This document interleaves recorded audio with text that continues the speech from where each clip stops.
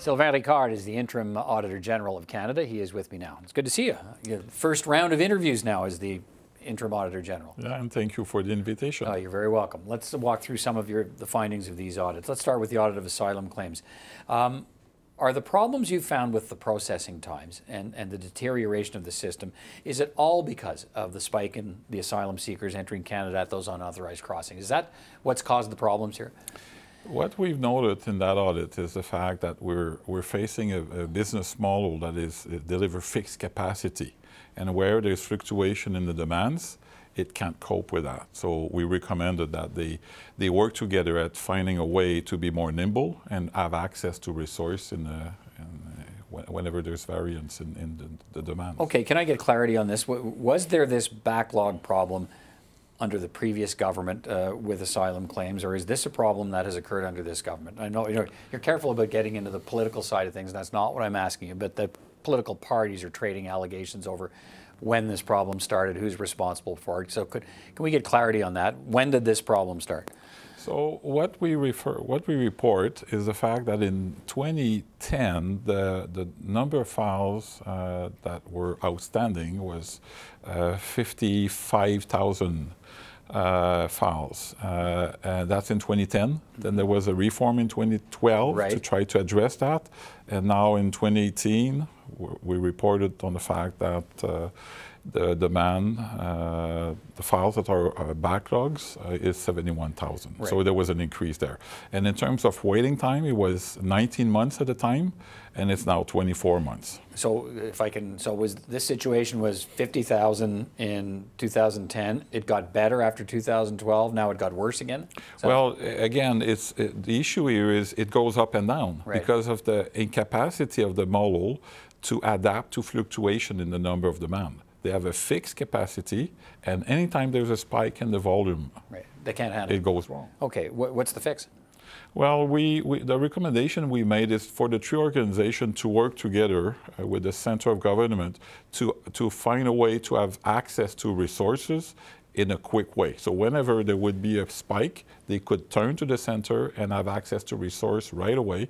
And resources, dollar, equipment, staff, everything, right? It's not just... So as soon as you see a spike, pick up the phone, call somebody and say, look, we need some more bodies, we need a process. Yeah, develop a way to have quickly access to resources to deal with the demand. The Minister of Immigration is suggesting today that many improvements have been conducted since you carried out this audit.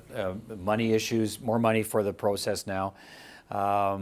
More appointments to the refugee board. He says he's got a plan to erase the backlog. Is that what you saw? Do you see a plan? Those changes occurred after the audit, so we can't speak of the impact of it. We have not audited the impact, but as I said earlier, until they find a way to have a way of doing business that is make them nimble and can turn to ask for more money quickly and resource quickly, it will not solve anything. Let's talk about call centers. You audited the call centers of, let's be clear, 3 departments. This will sound familiar, I think, to a lot of Canadians who tried to call them. 16 million Canadians who tried to call about veterans benefits, old age security and pension, or immigration matters. What happened to those 16 million callers? Well, what we noted is out of 16 million, 8 million could not reach out to an agent.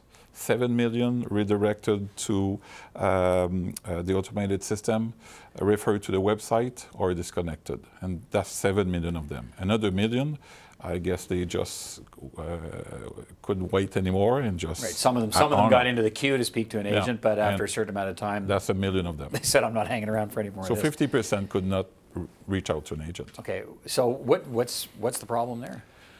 The problem there is, I guess, twofold. They need to have a service that is oriented to the needs. They don't. Many times they don't have service standards, and where there are service standards, they have not consulted before establishing the standards. So the whole put the customer first kind of thing. Well, what do we need to satisfy this number of calls? Exactly. So that's part of it. The second part is there was a project by Shared Service Canada to modernize the infrastructure.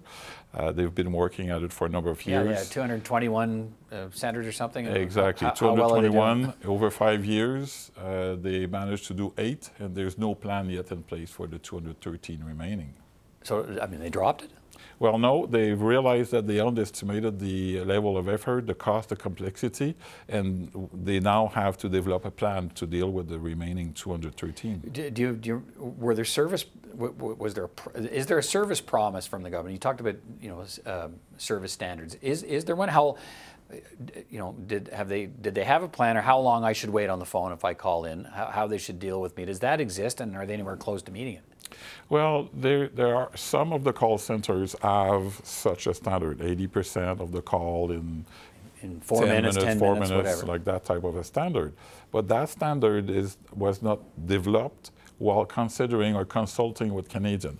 And there are some call centers where there's no standard at all. So they need to do better in having service standards in place, service standard that would be anchored in Canadian needs. Otherwise, how can you manage such an organization, such a service, without knowing what you're trying to achieve? Let's finish on this. You found that not all RCMP officers who need body armor and semi-automatic carbines are getting that equipment. I mean, this became a big issue, I think, for Canadians when they a few years ago, we saw the shootout involving the RCMP in Moncton, and everybody then talked about a plan to properly equip these officers. Is it happening? Well, what we've concluded there is not all officers have access to training and equipment they need to protect themselves and protect the public.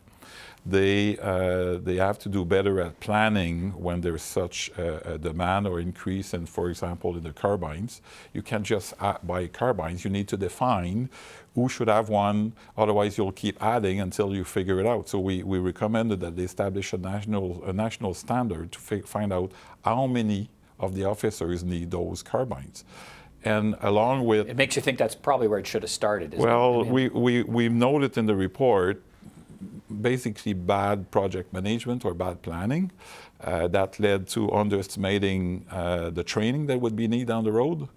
So leading to issues with retraining people every year, and also on the maintenance of the equipment, the carbines. You can't just issue carbines like that. They have a standard in place to maintain the equipment, the pistols and the carbines.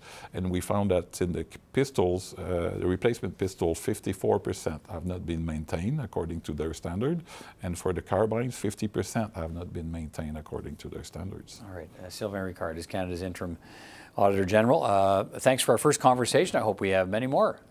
This was great. Good to talk to you, and thanks for shining the light on some of these issues for Canadians. Thank you very much.